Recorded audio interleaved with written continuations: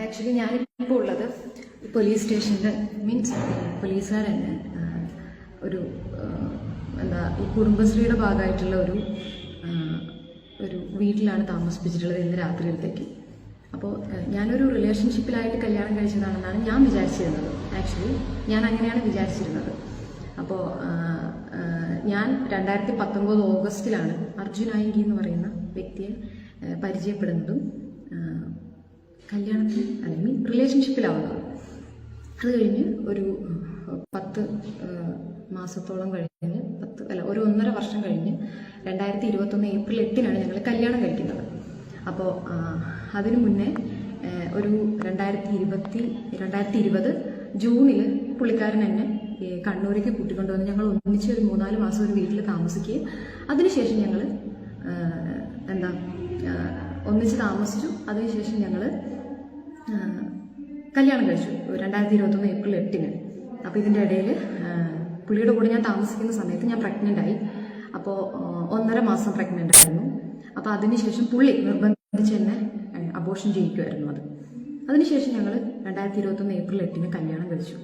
ഞാൻ കരുതിയിരുന്നത് പുള്ളിക്ക് എന്നെ ഇഷ്ടമാണെന്ന്, ഞങ്ങൾ റിലേഷൻഷിപ്പിലാണെന്നാണ്. കാരണം ഞാൻ ഇയാളുമായിട്ട് റിലേഷൻഷിപ്പിലാകുന്ന സമയത്ത് ഈ പുള്ളിയുടെ കയ്യിൽ 1 രൂപ പോലും എടുക്കാനില്ല.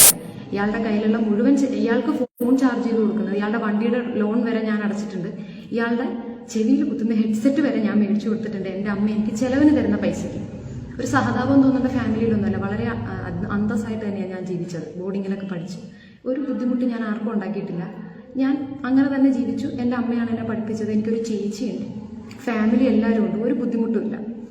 അങ്ങനെ ഞങ്ങൾ കല്യാണം റിലേഷൻഷിപ്പിൽ പുള്ളി ഞങ്ങൾ ഫേസ്ബുക്കിൽ പരിചയപ്പെട്ടു. പൊളിറ്റിക്കലി പുള്ളിയുടെ പേരെല്ലായിടത്തും ഞാൻ കേട്ടിട്ടുണ്ട്. അതിനുശേഷം ആദ്യമായിട്ട് എൻ്റെ ഒരു സുഹൃത്ത് പഠിക്കാൻ വേണ്ടി പുറത്തു പോയ സമയത്താണ് ഞങ്ങൾ തമ്മിൽ ഒരു കോണ്ടാക്ട് വരുന്നത്. അപ്പം അതുകൊണ്ട് തന്നെ എനിക്ക് എന്താ പറയുക, ഞാൻ ഇമോഷണലി വീക്കായിരുന്ന സമയത്താണ് ഈ പുള്ളിക്കാരനായിട്ട് റിലേഷൻഷിപ്പ് ആവുന്നത്. പലതവണ ഈ പുള്ളിക്കാരനെ ഞാൻ ക്യാഷ് കൊടുത്തു, ഫിനാൻഷ്യലി ഒക്കെ ഹെൽപ്പ് ചെയ്തിട്ടുണ്ട്. ഈ പുള്ളിക്കാരൻ്റെ ഏറ്റവും അടുത്ത സുഹൃത്തിൻ്റെ പേര് ഞാൻ പറയുന്നില്ല. സുഹൃത്ത് തന്നെ എന്നോട് പറഞ്ഞിരുന്നു, ഇവൻ കാശിന് വേണ്ടിയിട്ടാണ് നിന്നോട് സ്നേഹം കാണിക്കുന്നത്. പക്ഷെ ഞാനത് വിശ്വസിക്കുന്നില്ല, ഇന്നും ഞാൻ വിശ്വസിച്ചിട്ടില്ല. ഞാൻ സിൻസിയറായിട്ട് തന്നെയാണ് പുള്ളിയോട് നിന്നത്. അത് കഴിഞ്ഞ് ഞങ്ങൾ കല്യാണം കഴിഞ്ഞു 3-ാം മാസം. അതിന് മുന്നുള്ള കാര്യങ്ങളൊക്കെ പറഞ്ഞിട്ടുണ്ടെങ്കിൽ ഈ വിവാഹത്തിന് മുന്നും ശാരീരികമായിട്ടും എന്നെ ദേഷ്യം വന്നാൽ നല്ല ഉപദ്രവിക്കുന്ന ആളാണ്. പിന്നെ സോഷ്യൽ മീഡിയയിൽ ഭയങ്കര ഇതുള്ള ആളായതുകൊണ്ട് ഞാൻ പറയുന്നത് ആരും വിശ്വസിക്കണമെന്നില്ല. ഇപ്പം ഞാൻ ആ വീഡിയോ ചെയ്യാൻ കാരണം പുള്ളി ഫേസ്ബുക്കിൽ എന്നെ മോശപ്പെടുത്തിക്കൊണ്ട് പോസ്റ്റുകൾ ഇടാറുണ്ട്. ഞാൻ എന്തോ ഭയങ്കര ഭീകര ജീവിയാണെന്നുള്ള രീതിയിൽ നിങ്ങൾക്ക് ഫേസ്ബുക്കിലും സോഷ്യൽ മീഡിയ വഴി ന്യൂസ് വഴിയൊക്കെ കണ്ടിട്ടുണ്ടാവും. ഇയാളുടെ കേസ് വന്ന സമയത്ത് എന്നെ മാത്രമാണ് എല്ലാവരും ടോർച്ചർ ചെയ്തത്. യൂട്യൂബിലൊക്കെ എന്നെപ്പറ്റി വരുന്ന കമൻറ്റ് കണ്ടിട്ടുണ്ടെങ്കിൽ ഞാൻ അത് കണ്ടു കഴിഞ്ഞിട്ടുണ്ട്. പലതവണ സോഷ്യൽ മീഡിയ യൂസ് ചെയ്യാൻ പറ്റാതെ ഞാനത് മാറ്റി വെച്ചിട്ടുണ്ട്. കാരണം നമ്മളെപ്പറ്റി എല്ലാവരും മോശമായിട്ട് പറയുന്നതുകൊണ്ട്. കസ്റ്റംസിൻ്റെ അടുത്ത് 2 ദിവസം എന്നെ ചോദ്യം ചെയ്യാൻ കൊണ്ടിരുത്തിയ ദിവസം എങ്ങനെയൊക്കെ ഒരു പെൺകുട്ടിയെ മോശമായിട്ട് പറയാമോ അത്രയും അവരെന്നെ മോശമായിട്ട് പറഞ്ഞിട്ട് പോലും ഒരു തവണ പോലും ഞാൻ ഇയാളെ തള്ളി പറഞ്ഞിട്ടില്ല. ഞാൻ ഇയാളോട് നല്ല സ്നേഹത്തോടെ നിന്നിട്ടുള്ളൂ. ഇയാൾക്ക് കേസ് വന്നപ്പോഴാണെങ്കിലും ജാമ്യം എടുക്കാനാണെങ്കിലും എല്ലാ കാര്യത്തിനും ഞാൻ ഇയാളുടെ കൂടെ നിന്നിട്ടുണ്ട്. ഒരു രീതിയിൽ ഞാൻ ഒരിക്കൽ പോലും ഇയാളെ തള്ളി പറഞ്ഞിട്ടില്ല, ഇയാൾക്കെതിരെ മൊഴി കൊടുത്തിട്ടില്ല. എനിക്ക് താല്പര്യം ഇല്ലാഞ്ഞിട്ടാണ്. അപ്പം പൊളിറ്റിക്കലി എന്ന് ഞാൻ ഉദ്ദേശിച്ചത് ഇയാളൊരു പൊളിറ്റിക്കൽ പേഴ്സൺ ആണെന്നല്ല. ഇപ്പം ഞാനിപ്പോൾ ഒരു പൊളിറ്റിക്കൽ പേഴ്സൺ ആകുന്നത്, അല്ലെങ്കിൽ ഞാനിപ്പോൾ ഒരു പൊളിറ്റിക്കലി എനിക്കൊരു രാഷ്ട്രീയ പാർട്ടിയോട് താല്പര്യം തോന്നണമെങ്കിൽ, അല്ലെങ്കിൽ അങ്ങനെ തോന്നുന്നുവെങ്കിൽ ഞാനൊരു പാർട്ടിയിൽ മെമ്പർഷിപ്പുള്ള ആളായിരിക്കണമെന്നില്ല. ഇയാളൊരു ഇടതുപക്ഷ അനുഭാവിയാണെന്നും ഇയാൾക്ക് എന്തും ചെയ്യാൻ കഴിയുമെന്നും പലതവണ എന്നോടും സോഷ്യൽ മീഡിയയിൽ ഇയാൾ പറഞ്ഞിട്ടുള്ള കാര്യമാണ്. അതുകൊണ്ടാണ് ഞാൻ പൊളിറ്റിക്കലി എന്ന് പറഞ്ഞത്. അല്ലാതെ പുള്ളിക്കാരൻ പൊളിറ്റിക്കലി വലിയ സംഭവമാണെന്നല്ല ഞാൻ പറഞ്ഞത്. അപ്പോൾ ഒരു കമൻറ്റ് കണ്ടുകൊണ്ടാണ് ഞാൻ അങ്ങനെ പറഞ്ഞു കേട്ടോ. അപ്പോൾ അത് കഴിഞ്ഞിട്ട് ഒരു 2-ാം തവണ ഈ പുള്ളിക്കാരന് കേസ് വന്നു. അതിനിടയിലൊക്കെ പലതവണ ഇയാൾ ആദ്യ തവണ ജയിലിൽ കിടന്ന സമയത്ത് ഇയാളുടെ വീട്ടിൽ നിന്ന് എനിക്ക് നല്ല ടോർച്ചർ ഉണ്ടായിരുന്നു. ഞാൻ ഇയാളോട് പരാതി പറയുമ്പോഴൊക്കെ ഇയാൾ പറഞ്ഞത് അത് നിന്നോടുള്ള സ്നേഹം കൊണ്ടും എല്ലാവർക്കും മോശം മാനസികാവസ്ഥയുണ്ട് എന്നാണ് പറഞ്ഞത്. ഇപ്പോൾ 2-ാമത്തെ തവണ ഞങ്ങൾ തമ്മിൽ ഇയാൾക്ക് കേസായി. ഇയാൾ ഓഗസ്റ്റ് 27-നാണ് ഇയാൾ അറസ്റ്റ് ചെയ്യുന്നത്. അങ്ങനെ ഓഗസ്റ്റ് 27-ാം തീയതി ഞാൻ നേരെ പോയി പോലീസ് സ്റ്റേഷനിൽ പോയി ഇയാളെ കണ്ടു, സംസാരിച്ചു. അതിനുശേഷം ഞാൻ എല്ലാ കാര്യങ്ങളും നോക്കിക്കോളാമെന്ന് പറഞ്ഞ് തിരിച്ചു പോന്നു. അതിനുശേഷം ഇയാളെ ഞാൻ മഞ്ചേരി ജയിലിൽ പോയി ആഴ്ചയിൽ 2 ദിവസം കാണുകയും എല്ലാ കാര്യങ്ങളും കേസിൻ്റെ എല്ലാ കാര്യങ്ങളും നോക്കിയിരുന്നത് ഞാനാണ്. വക്കീലിനെ വെച്ച് ജാമ്യം എടുത്തത് ഞാനാണ്. എല്ലാം പോലീസ് സ്റ്റേഷനിൽ ചെല്ലുമ്പോൾ തെറിയാ പറയുന്നത്, നീ എന്താ ഒന്നും ചെയ്യാത്ത. അതിലൂടെ ഇയാളുടെ ഒരു സുഹൃത്തിന്റെ പേര് ഞാൻ പറയുന്നില്ല, പുള്ളിക്കാരൻ ഇയാളോട് ജയിലിൽ കിടന്നേ. അയാൾ ഒരു ദിവസം എന്നെ വിളിച്ചിട്ട് പറഞ്ഞു, നിങ്ങൾ LLB പഠിക്കുന്നതാണെന്ന് വെച്ചാൽ നിങ്ങൾക്ക് എല്ലാ കാര്യങ്ങളും അറിയണമെന്നില്ല, ഞങ്ങൾ അതിനേക്കാൾ കൂടുതൽ പോലീസ് സ്റ്റേഷനും കോടതിയും കണ്ടിട്ടുള്ളതാണ്. എന്നാൽ പിന്നെ ഈ ക്രിമിനൽസിനെയൊക്കെ പിടിച്ച് ജഡ്ജിയുടെയും വക്കീലന്മാരുടെയും കസേരയിൽ എത്തിയാൽ പോരെ, ക്രിമിനൽസ് തന്നെ ഹാൻഡിൽ ചെയ്യട്ടെ, പോലീസും കോടതിയും ഒന്നും ഇവിടെ വേണ്ടല്ലോ, അവരല്ലേ ഏറ്റവും കൂടുതൽ കോടതി പോലീസ് സ്റ്റേഷനും കണ്ടിട്ടുള്ളവർ. അപ്പൊ അവരുടെ ഒന്നും പേര് ഞാൻ പറയുന്നില്ല. അതിനുശേഷം ഞങ്ങൾ ഇയാളുടെ കേസ് 2 മാസത്തോളം നീണ്ടു നിന്നു. ഞാൻ തന്നെയാണ് എല്ലാം ചെയ്തത്. ആ സമയത്ത് ഹെൽത്ത് ഭയങ്കര വീക്കായിരുന്നു. എന്നിട്ട് ഞാൻ ഒരു പരാതി പോലും പറയാതെ, ഇവരെ വീട്ടിൽ നിന്ന് ആരും വന്നിട്ടില്ല, ഒരു തവണ പോലും വന്നിട്ടില്ല. ഞാൻ തന്നെയാണ് എല്ലാം ചെയ്തത്. ഒരു പരാതി ഞാൻ ആരോടും പറഞ്ഞിട്ടില്ല. ഒരിക്കലും ഇയാളോട് പോലും എനിക്ക് മടുത്തു എന്ന് പോലും എനിക്ക് വയ്യെന്ന് പോലും ഞാൻ പറഞ്ഞിട്ടില്ല. ഇതിൻ്റെ ഇടയിൽ ഒരിക്കൽ രാവിലെ ഞാൻ പോരുന്ന വഴിക്ക് ഇയാളുടെ അനിയൻ്റെ ബൈക്കിൽ നിന്ന് ഞാൻ ആക്സിഡന്റ് ആയി വീണു. വണ്ടിയിൽ നിന്ന് തെറിച്ച് വീണു. എൻ്റെ തലയൊക്കെ പോയി ഇടിച്ച്, എനിക്ക് എൻ്റെ ഡ്രസ്സൊക്കെ അഴുക്കായി, കൈയൊക്കെ മുറിഞ്ഞ്. ഞാൻ പോലീസ് സ്റ്റേഷനിൽ ചെല്ലുമ്പോൾ ഇയാൾ എന്നോട് ചോദിച്ചത്, വണ്ടിക്കൊന്നും പറ്റിയില്ലല്ലോ എന്നാ. എനിക്ക് പറ്റിയൊന്നല്ല, അനിയനും ഓക്കെ അല്ലേ, വണ്ടി ഓക്കെ അല്ലേ എന്നാ. എന്നാൽ എൻ്റെ കയ്യിൽ ചോര ഇരുന്നിട്ട് പോലും എന്നോട് ഹോസ്പിറ്റലിൽ പോകുന്നു ഒന്നും ചോദിച്ചിട്ടില്ല, ഇതുവരെ ചോദിച്ചിട്ടില്ല. അത് കഴിഞ്ഞ് കല്യാണം കഴിഞ്ഞു. ഇടയ്ക്കിടയ്ക്ക് കല്യാണം കഴിഞ്ഞെന്ന് പറയും. ആക്ച്വലി അത് കഴിഞ്ഞിട്ട് ഞാൻ ആദ്യമായിട്ടല്ല ലൈവൊക്കെ ചെയ്യുന്ന ഒരു വീഡിയോ തന്നെ ഇടുന്നത്. അതുകൊണ്ട് എനിക്കിതിനെപ്പറ്റി വലിയ ധാരണയൊന്നുമില്ല, അതുകൊണ്ടാണ് കേട്ടോ. അപ്പോൾ ആക്ച്വലി ഞാൻ എന്നിട്ട് ഇയാൾ ജയിലിൽ നിന്ന് ഇറങ്ങുന്ന ദിവസം, അത് ഒരു ഒക്ടോബർ 28-നാണ് ജയിലിൽ നിന്ന് ഇറങ്ങുന്നത്, രാത്രിയായി.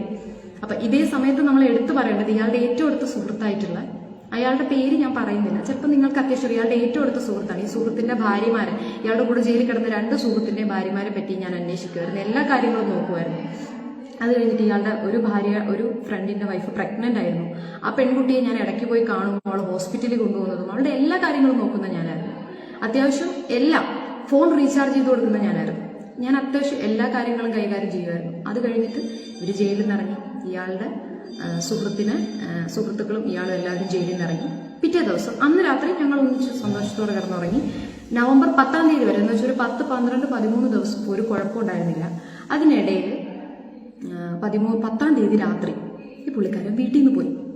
അപ്പൊ 10-ാം തീയതി രാത്രി എനിക്കൊരിക്കലും ഇതൊന്നും ഒരു പബ്ലിക് സ്പേസിൽ പറയണമെന്നുണ്ടായിരുന്നില്ല.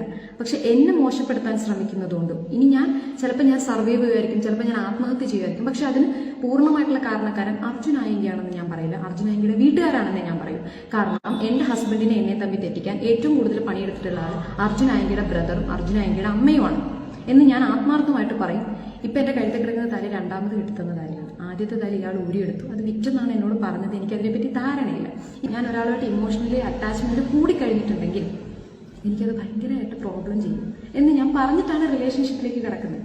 അപ്പോൾ ഇയാൾക്ക് അങ്ങനെ ഇമോഷണലി ഞാൻ വീക്കാണെന്ന് അറിയാമായിരുന്നിട്ടും എന്നോട് റിലേഷൻഷിപ്പാണ്, സ്നേഹമാണ് എന്ന് പറഞ്ഞിട്ട് ഇപ്പോഴും ഇയാളുടെ അക്കൗണ്ട് സ്റ്റേറ്റ്മെന്റ് എടുത്തിട്ടുണ്ടെങ്കിൽ ഞാൻ ക്യാഷ് ഇട്ട് കൊടുത്തിട്ടുണ്ട്. എനിക്കും പലവട്ടം തോന്നിയിട്ടുണ്ട്. എൻ്റെ കോളേജിലെ ഫ്രണ്ട്സ് എന്നോട് പറഞ്ഞിട്ടുണ്ട്, ഞാൻ വലിയ ക്യാഷുള്ള ആളായതുകൊണ്ടല്ല, എൻ്റെ കയ്യിലിരിക്കുന്ന പിച്ച കാശ് എന്ന് വേണമെങ്കിൽ പറയാം. കാരണം എൻ്റെ അമ്മ എനിക്ക് ഇട്ട് തരുന്ന ചെറിയ പോക്കറ്റ് മണി, എൻ്റെ കയ്യിലുണ്ടായിരുന്ന ചെറിയ സ്വർണം, അതൊക്കെ വിറ്റിട്ടും പണയം വെച്ചിട്ടും ചിലവിന് കിട്ടിയ പൈസയൊക്കെ ഞാൻ ഇയാൾക്ക് കൊടുക്കുമായിരുന്നു. കാരണം എനിക്ക് ആ സമയം ഞാൻ ഇമോഷണലി അഡിക്റ്റ് ആയതുകൊണ്ട് തന്നെ ഇയാൾക്ക് ഒരിക്കലും എന്നെ വിട്ടു പോകരുത് എന്നുള്ളൊരു ഇമോഷൻ എനിക്കുണ്ടായിരുന്നു. അതുകൊണ്ട് മാത്രമാണ് ഞാൻ അന്ന് അങ്ങനെ ചെയ്തിരുന്നത്. ഇത് കാണുന്ന കുറേ പേര് വിചാരിക്കുന്നുണ്ടാവും നീ ആണ് ഇതൊക്കെ വരുത്തി വെച്ചത്. ശരിക്കും പറഞ്ഞാൽ അത് സത്യമായിരിക്കും, ഞാൻ തന്നെ വരുത്തി വെച്ചതാണ്. അപ്പോൾ അങ്ങനെ അതിൻ്റെ കൂടെ ഇയാളുടെ അമ്മ എപ്പോഴും പറയുമായിരുന്നു, എൻ്റെ മോന് നല്ല വെളുത്ത് സുന്ദരി പെണ്ണിനെ കിട്ടുമെന്ന് അച്ഛൻ എപ്പോഴും പറയും. എപ്പോഴും എന്നെ അത് പറഞ്ഞ് അവർ ടോർച്ചർ ചെയ്യുമായിരുന്നു. അപ്പം അതിൻ്റെ ഭാഗമായിട്ട് ഞാൻ ഗ്ലൂട്ടാത്തയോണിന് ട്രീറ്റ്മെൻറ്റ് എടുക്കാൻ വേണ്ടി പോയായിരുന്നു കോഴിക്കോട് ഒരു ലിസ ക്ലിനിക്കിൽ. കാരണം ട്രീറ്റ്മെൻറ്റ് എടുത്താൽ വെളുക്കുമെന്ന് എൻ്റെ ഒരു ഫ്രണ്ട് പറഞ്ഞിട്ട്, വെളുത്ത് കഴിഞ്ഞാൽ അവരുടെ അമ്മയ്ക്ക് എന്നെ ഇഷ്ടപ്പെടുമല്ലോ. ഞാൻ അച്ഛനോട് പലതവണ ചോദിച്ചിട്ടുണ്ട്, നിങ്ങളത്രയും കളറുണ്ടെങ്കിൽ നിങ്ങളുടെ അമ്മയ്ക്ക് എന്നെ ഇഷ്ടപ്പെടില്ലേ? അത്രയും ദയനീയമായിട്ടുള്ള അവസ്ഥയിൽ ഞാൻ നിന്നിട്ടുണ്ട്. അങ്ങനെ പോലും ഞാൻ ചോദിച്ചിട്ടുണ്ട്. അതൊക്കെ പോട്ടെ. അപ്പോൾ 10-ാം തീയതി ആ പ്രശ്നം കഴിഞ്ഞു. അത് കഴിഞ്ഞിട്ട് എന്നെ റെയിൽവേ സ്റ്റേഷനിൽ കൊണ്ടുവിട്ടു. ഞാൻ വണ്ടി കയറി ഇയാളുടെ ഒരു ഫ്രണ്ടിൻ്റെ വീട്ടിലേക്ക് പോയി. രാത്രി ഇയാളുടെ വീട്ടിലേക്ക് പോകാൻ എനിക്ക് പേടിയായതുകൊണ്ട് ഞാൻ ഇയാളുടെ ഒരു ഫ്രണ്ടിൻ്റെ വീട്ടിലേക്ക് പോയി. അത് രാവിലെ ഇയാൾ വന്നു എന്നെ കൂട്ടിക്കൊണ്ടുപോയി. എന്നിട്ട് അന്ന് ഞാൻ പറഞ്ഞു, ചേട്ടാ എനിക്ക് പറ്റില്ല നിങ്ങളുടെ കൂടെ, എനിക്ക് എൻ്റെ വീട്ടിൽ പോകണമെന്ന് പറഞ്ഞു. എന്നെ റെയിൽവേ സ്റ്റേഷനിൽ കൊണ്ടുവിടാൻ പറഞ്ഞിട്ട് റെയിൽവേ സ്റ്റേഷൻ വരെ പോയി. അപ്പോൾ ഇയാൾ എന്നോട് പറഞ്ഞു, അമ്മ ഇനി അങ്ങനെയൊന്നും ഉണ്ടാവില്ല, ഏട്ടനെ ഒന്നാമത് തോറ്റ് നിൽക്കുക, നീ ഏട്ടനെ തോപ്പിക്കല്ലേ എന്നൊക്കെ പറഞ്ഞു. ഞാൻ പറഞ്ഞു ഓക്കെ എന്ന് പറഞ്ഞ് ഞാൻ ഇയാളുടെ കൂടെ തിരിച്ചു വന്നു. അപ്പോൾ ഒരു സ്ത്രീ സ്നേഹത്തിന് വേണ്ടി എത്രത്തോളം താഴാവും അതിനേക്കാൾ താഴേക്ക് ഞാൻ പോയി. എനിക്ക് അത്രയ്ക്ക് ഇപ്പോഴും എനിക്ക് അയാളോട് സ്നേഹമാണ്. ഇപ്പം അയാൾ എപ്പോഴും പറയുന്നത്, എന്നെ ഇത്രയും കുറ്റം പറയുന്ന നിനക്ക് എങ്ങനെയാണ് എന്നോട് സ്നേഹം എന്ന് നീ പറയുന്നത്? എനിക്കറിയില്ല. എനിക്ക് നമുക്ക് എല്ലാ മനുഷ്യരും അല്ല, ഒരു 50% ആൾക്കാരും അങ്ങനെ ആയിരിക്കും. ഏത് അർച്ചനായെങ്കിൽ എന്നെ വിളിക്കുന്നത് അമ്മൂന്ന. കറക്റ്റായിട്ട് ആ പേര് പോലും അങ്ങനെ തന്നെ വന്നിട്ടുണ്ടെന്നുള്ളതാണ്. അപ്പോ ഈ സിനിമയും ജീവിതമായിട്ട് ഭയങ്കര ബന്ധമുണ്ട് കേട്ടോ. അപ്പം അങ്ങനെ ഞാൻ തോന്നി ഇനി ഞാൻ അറിയാതെ എന്റെ ലൈഫ്, കാരണം കറക്റ്റ് നമുക്കൊരു പ്രശ്നം വന്ന് നമ്മൾ മെന്റലി വീക്കായി നമ്മളെ ഇവര് ചതിച്ചു കഴിഞ്ഞ് ആ ഫേസ് പുറത്ത് കാട്ടിക്കഴിഞ്ഞാൽ ആദ്യം വരുന്നത് ഭ്രാന്താണെന്നായിരിക്കും. ഈ പുള്ളിക്കാരൻ ഈ അഫെയർ വീട്ടിൽ പിടിച്ചു കഴിഞ്ഞപ്പോൾ, ഞാൻ പിടിച്ചു കഴിഞ്ഞപ്പോൾ ഇയാളുടെ അമ്മയോട് ഞാൻ പറഞ്ഞു, അമ്മ നിങ്ങളുടെ മോന് അത് പോട്ടെ, നിങ്ങളുടെ മോന് എന്തോ ഒരു ബന്ധമുണ്ട്, നിങ്ങളൊന്ന് പറഞ്ഞു കൊടുക്കണം. അപ്പൊ ഇവരെന്നോട് പറയാം, ഇത് എന്നോടാണോ പറയുന്നത്, ഇനി ഞാൻ എന്റെ അമ്മയോട് പറയണം, അല്ലെങ്കിൽ ഞാൻ പോലീസ് സ്റ്റേഷനിൽ പോയി പറയണം, അല്ലെങ്കിൽ ഞാൻ ഇവരുടെ വീട്ടിലുള്ള ആണുങ്ങളോട് പറയണം. എനിക്ക് ഏറ്റവും സേഫ് ആയിട്ട് തോന്നുന്ന സ്പേസിൽ. അപ്പൊ അവരുടെ അമ്മ പറഞ്ഞിട്ടുണ്ട്, അവരുടെ മോന് സൗന്ദര്യം കഴിവുള്ളതുകൊണ്ടാണെന്നാണ് അവര് വിചാരിച്ചിരിക്കുന്നത്. അത് അവരുടെ ഫാമിലി ഇഷ്യൂസ്, അതിലൊന്നും ഞാൻ ഇടപെടുന്നില്ല. അമ്മകനിക്ക് സൗന്ദര്യവും കഴിവും ഉണ്ടെങ്കിൽ ഫേസ്ബുക്കിൽ കുറച്ച് ഫോളോവേഴ്സ് ഉണ്ടെങ്കിൽ മകന് പെണ്ണിനെ കിട്ടും. അത് ഇന്നലെ അവിടെ നിന്ന് പറഞ്ഞു. എനിക്ക് ഇനിയും ഒരുപാട് ബന്ധങ്ങൾ ഉണ്ടാവും. നിങ്ങൾക്ക് സംശയമുള്ളവർ ഞാനിപ്പോ ലൈവായിട്ട് വരാം. ആ പോലീസ് സ്റ്റേഷനിൽ വെച്ചിട്ട് ഞാൻ പറഞ്ഞു, പോലീസ് സ്റ്റേഷനിൽ ഇങ്ങനെ സംഭവിച്ചെങ്കിൽ കള്ളം പറയേണ്ട ആവശ്യമില്ല. ആ പോലീസ് വനിതാ പോലീസുകാരുടെ കണ്ണൂർ ടൗൺ വനിതാ പോലീസ്, പിൻ പോലീസ്, വനിതാ പോലീസുകാരുണ്ട്. അവരെ മുന്നിൽ വെച്ചാണ് പറഞ്ഞത്, എനിക്ക് ഇനിയും ബന്ധങ്ങളുണ്ട്, ഞാൻ ഇനിയും പോകും, എനിക്ക് ഒരുപാട് ബന്ധങ്ങൾ, എനിക്ക് റിലേഷൻഷിപ്പ് കിട്ടും, എനിക്ക് അതിനുള്ള കഴിവും പ്രാപ്തിയും ഉണ്ടെന്നാണ് പുള്ളി പറഞ്ഞത്. പുള്ളിക്ക് അതിനുള്ള കഴിവും സപ്പോർട്ട് ചെയ്യാനായിട്ട് ഫേസ്ബുക്കിൽ കിടക്കല്ലേ ഫാൻസ്. എനിക്ക് തോന്നുന്നു നിങ്ങൾക്കൊന്നും ലേശം നാണമില്ലെന്ന് ഞാൻ ചോദിക്കുന്നത്. ഇയാളുടെ പോസ്റ്റിന്റെ താഴെ കുറെ പെണ്ണുങ്ങള്, കുറെ ആണുങ്ങൾ, എല്ലാവരും വന്ന് കമന്റ് ചെയ്യുന്നത്, സപ്പോർട്ട് ചെയ്യുന്നത്. എനിക്ക് തോന്നുന്നു നിങ്ങൾക്കൊന്നും ലേശം ബോധമില്ലേ? നിങ്ങളൊന്നും ഈ സൊസൈറ്റിയിലല്ലേ ജീവിക്കുന്നത്. ഇതുപോലുള്ള ക്രിമിനൽസിന് എന്തിനു നിങ്ങൾ സപ്പോർട്ട് ചെയ്യണം? ഇതുകൊണ്ടാണ് ഇവരൊക്കെ വളരുന്നത്. ഇതുകൊണ്ട് തന്നെയാണ് എന്നെ പോലുള്ള പെൺകുട്ടികളുടെ ലൈഫ് സ്കൂളിലായി പോകുന്നത്. അപ്പോ അത് പോട്ടെ. അപ്പോ ഇപ്പോഴും ഞാൻ പ്രതീക്ഷിക്കുന്നത് ഇയാള് മാറി വരുന്ന. അപ്പോ അങ്ങനെ ഞങ്ങള് തമ്മിൽ അന്ന് അയാളുടെ വീട്ടിൽ പ്രശ്നമായി.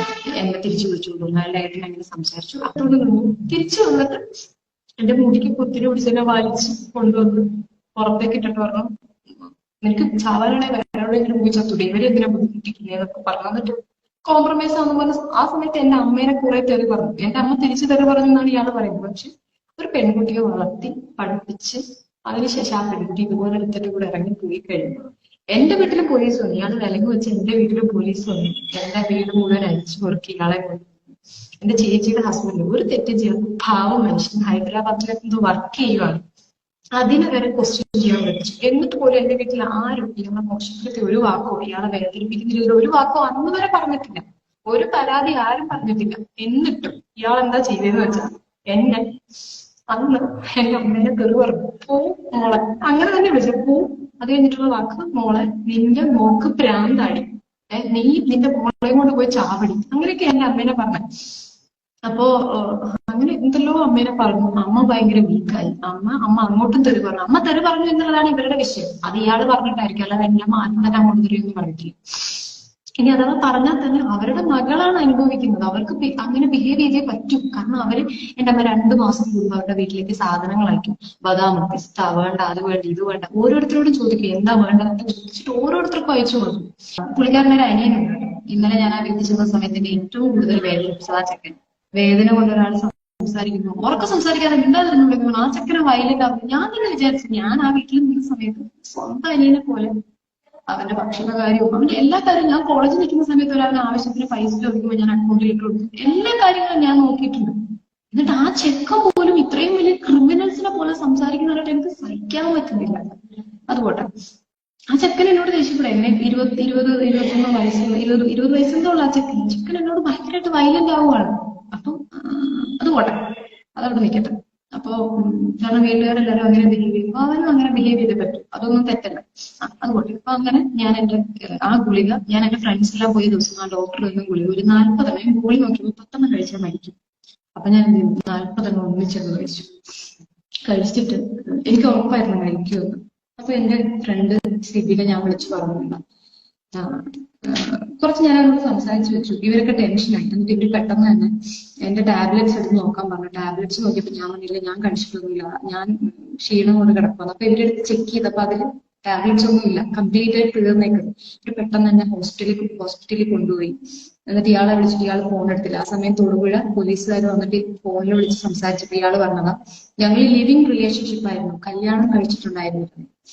ഇനി കല്യാണം രജിസ്റ്റർ ചെയ്തിട്ടില്ല, ഹിന്ദു മാരേജ് ആക്കി ഗുരുവായൂർ അമ്പലത്തിൽ നിന്ന് കല്യാണം കഴിച്ചു. ഇയാളുടെ കേസിലും കൂട്ടത്തിലും എല്ലാം എന്നെ പിടിച്ച് പോലീസ് കൊണ്ടുപോയി അവരിലേക്ക് ടോർച്ചർ ചെയ്തു. എന്റെ വീട്ടിലും പോലീസ് കയറി. ഇത്രയും പ്രശ്നങ്ങൾ ഉണ്ടായിട്ട് ഞാൻ അനുഭവിച്ച് ഇയാളുടെ കൂടെ നിന്ന് ഒരു തവണ പോലും തള്ളി പറയാത്ത എന്നെ ഇയാള് പറയാം ലിവിങ് ടുഗദർ. ഞാൻ എന്നിട്ട് ആ പോലീസുകാരൻ എനിക്ക് തോന്നുന്നു, നീ അല്ലാതെ ആരെങ്കിലും ഇതിനൊക്കെ നിൽക്കുമോ മോളെ. അതിനുശേഷം ഞാൻ ഈ പ്രശ്നങ്ങളെല്ലാം കഴിഞ്ഞ് എന്നെ അയാള് വന്നില്ല കൂട്ടാൻ. അങ്ങനെ എന്റെ നാട്ടിലുള്ള പാർട്ടിക്കാര് കോളേജിലെ ഞങ്ങളുടെ ലസർ ലോ കോളേജിലെ ചെയർമാനും അതുമായിട്ട് ബന്ധപ്പെട്ട പാർട്ടിക്കാരും ഒക്കെ വന്നിട്ടാണ് എന്നെ ഹോസ്പിറ്റലിൽ നിന്ന് ഡിസ്ചാർജ് ചെയ്ത് ഞാൻ ഹോസ്റ്റലിലേക്ക് പോയി.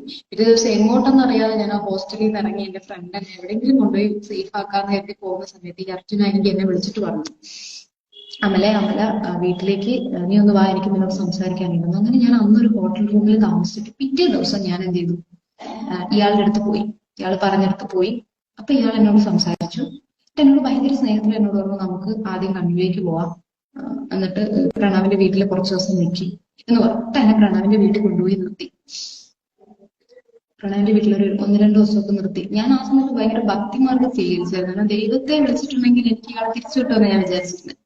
അങ്ങനെ ഞങ്ങൾ എന്ത് ചെയ്തു, ഞാൻ അയാളുടെ വീട്ടിൽ 2-3 ദിവസം നിന്നു. ഗുളികനൊക്കെ പ്രാർത്ഥിക്കാൻ പോകുമായിരുന്നു. കാരണം ഗുളികനൊക്കെ എല്ലാം നഷ്ടത്തിരുമെന്നായിരുന്നു ഞാൻ വിശ്വസിച്ചിരുന്നു. പക്ഷെ ഗുളികനോടുള്ള വിശ്വാസം നഷ്ടപ്പെട്ടു. കാരണം ഇയാളുടെ അമ്മ എന്നെ മാക്സിമം ടോർച്ചർ ചെയ്തിട്ട് അവസാനം എന്റെ ഗുളികനറിയാം എന്റെ സത്യസന്ധത ഇവരുടെ അമ്മ പറയും. ഞാൻ പറയും ഗുളികനൊക്കെ ശരിക്കും ഉണ്ടെങ്കിലുണ്ടല്ലോ ഒന്ന് ചാട്ടവാറിനടിക്കും ആ സ്ത്രീ. അതാണ് വിളിക്കട്ടെ. അപ്പൊ സോറി, ലൈവിൽ എന്തോ പ്രശ്നം വന്നിട്ട് പോയതാണ് അത്. ആക്ച്വലി ഞാനിപ്പോൾ വന്നത് എനിക്ക് എന്ത് സംഭവിച്ചാലും എന്ന് വെച്ചാൽ എനിക്ക് എന്ത് സംഭവിച്ചാലും അതിന്റെ പൂർണ്ണ ഉത്തരവാദിത്തം അർജുനായെങ്കിലും സുഹൃത്തുക്കൾക്കും അയാളുടെ വീട്ടുകാർക്കും ആയിരിക്കും. ഞാനിപ്പോൾ വളപട്ടണ സ്റ്റേഷനിലാണ് ഉള്ളത്. എന്നെ ഇവിടുന്ന് വിളിപ്പിച്ചിട്ട് വന്നതാണ്. അപ്പോൾ ഈ മാതൃഭൂമിയിൽ ന്യൂസ് വന്നു എന്നൊക്കെ പറഞ്ഞിട്ട് എന്നെ കുറച്ച് പേര് വിളിച്ചിട്ടുണ്ടായിരുന്നു. അപ്പം അതിന്റെ ഭാഗമായിട്ട് ഞാൻ പേടിയൊന്നുമില്ല, എങ്കിലും ടെൻഷൻ അടിച്ചിട്ടാണുള്ളത്. അപ്പോൾ സംഭവം എന്താണെന്ന് വെച്ചാൽ ഇപ്പോൾ എൻ്റെ ഒരു ഫ്രണ്ട് എനിക്ക് അയച്ചു. ശരിക്കും ഞാൻ ഫ്രസ്ട്രേറ്റഡ് ആയതുകൊണ്ടായിരിക്കും ഇത് ഞാൻ പോസ്റ്റ് ചെയ്യണമെന്ന് വിചാരിച്ചത്. അപ്പോൾ പുള്ളിക്ക് മുമ്പൊരു റിലേഷൻ ഉണ്ടായിരുന്നു, അതുമായിട്ട് ബന്ധപ്പെട്ട് എന്നെ ടോർച്ചർ ചെയ്തിട്ടുണ്ടെന്ന് ഞാൻ പറഞ്ഞിട്ടുണ്ടായിരുന്നു. അപ്പോൾ ഇന്നലെ രാത്രി പുള്ളി ആ പെൺകുട്ടിയായിട്ടുള്ള ഒരു ഫോട്ടോ പോസ്റ്റ് ചെയ്തിട്ടുണ്ടായിരുന്നു ഇൻസ്റ്റാഗ്രാമിൽ. എൻ്റെ ഒരു ഫ്രണ്ട് എനിക്കെടുത്ത് അയച്ചു തന്നു. ഞാൻ നിങ്ങളോട് ഇത് പറയാൻ കാരണം എന്താ പറയുക, ഞാൻ ആ പെൺകുട്ടിയുടെ ഒരു കാര്യം ഇതിലേക്ക് എടുത്തിട്ടുണ്ടായിരുന്നു, ആ പെൺകുട്ടിയായിട്ട് ബന്ധപ്പെട്ടിട്ടുള്ള കാര്യങ്ങൾ. അപ്പം അത് എത്രത്തോളം സത്യം ഉണ്ടെന്ന് കാണിക്കാനും കൂടെ വേണ്ടിയിട്ടാണ് ഞാനിത് ഇടുന്നത്. കാരണം മാക്സിമം ഞാൻ ടോക്സിക് ആണെന്നും ഞാൻ അയാളെ ഭയങ്കരമായിട്ട് ഉപദ്രവിച്ചിട്ടുണ്ടെന്നൊക്കെ പറഞ്ഞിട്ട് അയാൾ പോസ്റ്റ് ഇടുന്നുണ്ട്, മറ്റുള്ളവരോട് പറയുന്നത്. ഇതെല്ലാം പോലെ 2 തവണ ഞാൻ അബോർഷൻ ചെയ്തു കളഞ്ഞത് എനിക്ക് ഭ്രാന്തായിട്ട് ഞാൻ എൻ്റെ കുഞ്ഞുങ്ങളെ കൊന്നു എന്നാണ് ഇയാൾ എല്ലാവരോടും പറയുന്നത് എന്നാണ് ഞാൻ അറിഞ്ഞത്. ഇയാൾ പറഞ്ഞത് ഞാൻ കേട്ടിട്ടില്ല, ഇയാളുടെ സുഹൃത്തുക്കൾ വഴി ഞാൻ അറിഞ്ഞതാണ്. ഇങ്ങനെയാണ് അർജുൻ പറയുന്നത്. എനിക്ക് ഭ്രാന്താണ് എങ്കിൽ പോലും സ്വന്തം കുഞ്ഞിനെ ഞാൻ വയറ്റിൽ വെച്ച് കൊന്നു കളയാനുള്ള ധൈര്യം കാണിക്കില്ലെന്നാണ് ഞാൻ വിശ്വസിക്കുന്നത്. ഒരുപക്ഷെ എനിക്ക് ഭ്രാന്തായി പോയാലും അത് അത്രയും വലിയ ടോക്സിക് ആയിട്ടുള്ള കാര്യങ്ങളൊന്നും ഞാൻ ചെയ്യില്ല. അപ്പോൾ ഞാനിപ്പോൾ വളപട്ടണ സ്റ്റേഷനിൽ ഉള്ളതെന്ന് വെച്ചാൽ എനിക്ക് മുന്നോട്ട് സർവൈവ് ചെയ്യണം. എൻ്റെ അമ്മയും വീട്ടുകാരെ അപമാനിച്ച് ഇൻസൾട്ട് ചെയ്ത് ഇറങ്ങി വന്ന ആളാണ് ഞാൻ. ഒരു നല്ല ആളുടെ കൂടെയാണ് ഇറങ്ങി വന്നെങ്കിൽ പ്രശ്നമില്ല. വീണ്ടും ഒരു പോലീസ് കേസ്, എൻ്റെ ആ വീട്ടിൽ പോലീസ് കയറി, എൻ്റെ അമ്മയുടെ പാസ്പോർട്ട് എടുത്ത് അതിൻ്റെ രീതിയിൽ പ്രശ്നങ്ങളുണ്ടായി. അങ്ങനെ ഒരുപാട് പ്രശ്നങ്ങളുണ്ടായി. അപ്പോൾ എൻ്റെ അമ്മയും കുറേ ഫേസ് ചെയ്തു. പോലീസുകാർ ഞാൻ കുറ്റം പറയില്ല, അവർക്ക് അവരുടെ പണിയെടുക്കണമല്ലോ. അപ്പോൾ അതുകൊണ്ട് അവരുടെ ഭാഗത്തു നിന്ന് ഒരുപാട് ബുദ്ധിമുട്ടുകൾ എൻ്റെ വീട്ടുകാർക്ക് ഉണ്ടായി. എന്നിട്ട് പോലും എൻ്റെ അമ്മ ഇപ്പോഴല്ല ആ സമയത്തൊന്നും ഇയാളെ തള്ളി പറഞ്ഞിട്ടില്ല. ഞാൻ പറയാൻ കാരണം ഇത്രയും അനുഭവിച്ചു എൻ്റെ സ്റ്റഡിയും ഡ്രോപ്പായിട്ട് ഇവൻ്റെ കയ്യിൽ നിന്ന് ഞാൻ കോമ്പൻസേഷൻ വാങ്ങിയില്ലെങ്കിൽ പിന്നെ ഞാൻ ആരാ. അപ്പം ഞാൻ അങ്ങനെ പോലീസ് സ്റ്റേഷനിൽ വന്നിട്ട് പറഞ്ഞിട്ടുള്ള ഇപ്പം എനിക്ക് ചിലവിനുള്ള പൈസ 1000 രൂപ എൻ്റെ അക്കൗണ്ടിൽ ഇടാമെന്നാണ് പറഞ്ഞത്. കാരണം ഇപ്പം എനിക്ക് പോകാൻ പോലും എൻ്റെ അക്കൗണ്ടിൽ പൈസ ഇല്ല. എനിക്ക് എൻ്റെ അമ്മയുടെ നിന്ന് വാങ്ങാം, എൻ്റെ അമ്മ ചോദിച്ചാൽ തരും. പക്ഷേ ഇത്രയും ഞാൻ ആ സ്ത്രീയെ ബുദ്ധിമുട്ടിച്ചിട്ട് ഇനിയും ഞാൻ അവരുടെ നിന്ന് പൈസ വാങ്ങുന്നത് മോശമാണ്. അതുകൊണ്ട് ഞാൻ ഈ പുള്ളിക്കാരനോട് വളപട്ടണ SI വിളിച്ച് സംസാരിച്ചപ്പോൾ 1000 രൂപ തരാം പോകാനുള്ളതെന്നാണ് പറഞ്ഞത്. ബാക്കിയും തരാമെന്നാണ് സമ്മതിച്ചിരിക്കുന്നത്. തന്നല്ലേ പറ്റൂ. കാരണം നമ്മൾ എല്ലാം അങ്ങ് വേണ്ടെന്ന് വെച്ചിട്ട് പോകാൻ പറ്റില്ല. നമ്മൾ കുറേ അനുഭവിച്ച് കസ്റ്റംസ് എൻ്റെ വീട്ടിൽ കയറി അങ്ങനെ പ്രശ്നങ്ങൾ ഉണ്ടാക്കി. എന്നിട്ട് പോലും ഞാൻ ആരെയും ടോർച്ചർ ചെയ്യാനോ ആരെയും ഉപദ്രവിക്കാനോ ആർക്കെതിരെ തെളിവ് കൊടുക്കാനോ ഒന്നും ഞാൻ നിന്നിട്ടില്ല. കഴിവില്ലാഞ്ഞിട്ടോ ധൈര്യമില്ലാഞ്ഞിട്ടോ ആയിരുന്നില്ല, ഭർത്താവ് എന്നുള്ള പരിഗണന വെച്ചുകൊണ്ടുകൂടി ആയിരിക്കാം. ഇപ്പം എനിക്ക് പറയാനുള്ളത്, ഞാൻ ഇതിൻ്റെ കൂടെ ഇന്നലെ അയാൾ ഇൻസ്റ്റയിലിട്ട പോസ്റ്റും കൂടെ ഞാൻ ഷെയർ ചെയ്യാം. പ്രണയം മറക്കാൻ പറ്റുന്നില്ലെന്ന് വെച്ചു ഒരു പെൺകുട്ടിയെ പ്രണയം നടിച്ച് പറ്റിച്ച് ഞാൻ ഇയാളോട്ട് റിലേഷനുള്ള സമയത്ത് എൻ്റെ സ്വർണം വിറ്റ് വരെ ഞാൻ ഇയാളുടെ വണ്ടിയുടെ ലോൺ അടയ്ക്കാൻ പൈസ കൊടുത്തിട്ടുണ്ട്. ഇയാൾക്ക് ഹെഡ്സെറ്റ് വാങ്ങാൻ ഹെഡ്സെറ്റ് ബുക്ക് ചെയ്ത് കൊടുക്കുകയാണ് ചെയ്തത്. എന്നെ കാണാൻ എറണാകുളത്ത് വന്നിട്ട് പോകുമ്പോൾ 2000-ൻ്റെ നോട്ട് എണ്ണി നോക്കാതെ ഞാൻ എടുത്ത് കൊടുത്തിട്ടുണ്ട് ഈ അർജുനായകി എന്ന് പറയുന്ന ഈ വ്യക്തിക്ക്. എൻ്റെ അടുത്ത് പലതവണ, ഒരു തവണ ഇവരുടെ മാമൻ്റെ തലയിൽ ബക്കറ്റ് വീടു എന്ന് പറഞ്ഞ് എന്നെ വിളിച്ചു. 20,000 രൂപ സ്പോട്ടിൽ ഇട്ട് കൊടുത്തു ഞാൻ. അങ്ങനെ എൻ്റെ കയ്യിൽ നിന്ന് മാക്സിമം എത്ര രൂപ പൈസയ്ക്ക് വേണ്ടിയിട്ടാണ് സ്നേഹിക്കുന്നതെന്ന് പോലും എനിക്ക് തോന്നിയിട്ടുണ്ട്. എന്ന് വെച്ചാൽ ഞാൻ ഭയങ്കര പൈസയുള്ള ആളായിട്ടൊന്നും അല്ല. പിന്നെ എൻ്റെ കയ്യിൽ എൻ്റെ അമ്മ എനിക്ക് ചിലവിന് തരുന്ന പൈസ മുഴുവൻ ഞാൻ ഇവന് വേണ്ടിയിട്ട് ചിലവാക്കിയിട്ടുണ്ട്. എന്നിട്ട് എന്നോട് പ്രണയമാണെന്ന് പറഞ്ഞതുകൊണ്ടാണ് ഞാൻ ഇവൻ്റെ കൂടെ ഇറങ്ങിപ്പോയത്. അല്ലാതെ ഇവൻ പഴയ കാമുകി ഇപ്പോഴും പ്രേമിക്കുന്നുണ്ടെന്ന് അറിഞ്ഞിട്ടല്ല ഞാൻ ഇവൻ്റെ കൂടെ 3 വർഷം ജീവിച്ചത്.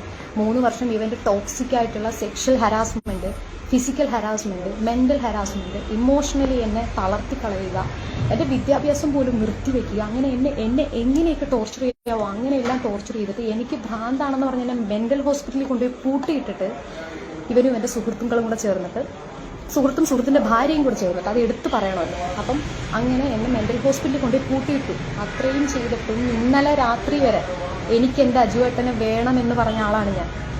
ഒരു തവണ പോലും ഇയാൾക്കെതിരെ എവിടെയും ഞാൻ പരാതി കൊടുത്തില്ല. ഇപ്പോൾ പോലും ഞാൻ അയാളോട് പറഞ്ഞത് പരാതി കൊടുക്കാൻ വന്നതല്ല, ഞാൻ പരാതി കൊടുക്കാൻ വന്നതല്ല സാർ, എനിക്ക് എൻ്റെ ചിലവിനൊന്നും എനിക്ക് പൈസയില്ല, എനിക്ക് എൻ്റെ അമ്മയോട് ചോദിക്കാൻ പറ്റില്ല, അപ്പോൾ എനിക്ക് അതിന് സാർ എന്നെ ഹെൽപ്പ് ചെയ്യണമെന്ന് പറയാനാണ് ഞാൻ വന്നത്. ആ പുള്ളിക്കാരൻ അത് ചെയ്തു തരാമെന്ന് പറഞ്ഞിട്ടുണ്ട്. അപ്പോൾ എനിക്ക് വേണ്ടത് നിങ്ങൾക്ക്, ഞാൻ ആ ഫോട്ടോയും കൂടെ ഷെയർ ചെയ്യാം. അപ്പോൾ നിങ്ങൾക്ക് മനസ്സിലാവും 3 വർഷം അവൻ എൻ്റെ കൂടെ ജീവിച്ച് അവൻ്റെ എല്ലാ സെക്ഷൽ വൈകൃതങ്ങളും അവൻ എൻ്റെ അടുത്ത് തീർത്ത് എന്നെ മാക്സിമം ടോർച്ചർ ചെയ്ത്, എൻ്റെ കല്യാണ ഫോട്ടോയും എൻ്റെ ഇപ്പോഴത്തെ ഈ മുഖം കണ്ടാൽ നിങ്ങൾക്കറിയാം ഞാൻ എത്രത്തോളം ദുരിതം ആ വീട്ടിൽ അനുഭവിച്ചിട്ടുണ്ടെന്ന്. അവൻ്റെ അമ്മയിൽ നിന്നും ഏട്ടനിൽ നിന്നും ആ അനിയനൊക്കെ പാവമാണെന്ന് ഞാൻ കരുതിയിരുന്നു. ആ ചെക്കൻ്റെ വായിൽ നിന്ന് ഇന്നലെ വന്ന വർത്താനം കേട്ടിട്ട് എനിക്ക് ഏറ്റവും കൂടുതൽ സങ്കടം വന്നത്. അങ്ങനെ എല്ലാവരിൽ നിന്നും ടോക്സിക് അനുഭവിച്ചിട്ടും അവൻ ഇപ്പോഴും ആ പെൺകുട്ടിയായിട്ട് അവൻ ഇപ്പോഴും കമ്മ്യൂണിക്കേഷൻ ഉണ്ടോ എന്ന് എനിക്കറിയില്ല.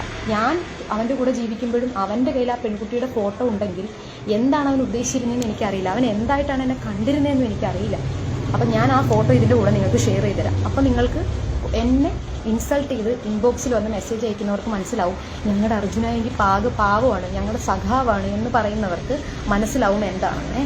ഇതിന് പിന്നെ എനിക്ക് എന്ത് സംഭവിച്ചാലും ഞാനൊരു സൂയിസൈഡ് പോലും ചെയ്യാൻ ആഗ്രഹിക്കുന്നില്ല, ഇപ്പോൾ സർവൈവ് ചെയ്യാൻ ആഗ്രഹിക്കുന്ന ആളാണ്. ഇനി എനിക്ക് എന്ത് സംഭവിച്ചാലും ഇയാൾ മാത്രമായിരിക്കും അതിന് ഉത്തരവാദി. ഇയാളുടെ കുടുംബവും ഇയാളുടെ സുഹൃത്തുക്കളുടെ പേര് ഞാൻ കഴിഞ്ഞ ലൈവിൽ പറഞ്ഞിട്ടുണ്ട്. ആ ലൈവിൽപ്പെട്ടവരും ഇയാളുടെ ഫാമിലി ആയിരിക്കും. എനിക്ക് എന്ത് സംഭവിച്ചാലും ഞാൻ ഒരിക്കലും ആത്മഹത്യ ചെയ്യില്ല. ഞാൻ അങ്ങനെ ആത്മഹത്യ ചെയ്യുന്നുണ്ടെങ്കിൽ ഇയാൾ എന്നെ എന്തെങ്കിലും ചെയ്തിട്ടായിരിക്കും. കാരണം അത്രയും ഭീഷണി വന്നിട്ടുണ്ട് എനിക്ക്. ഓക്കെ.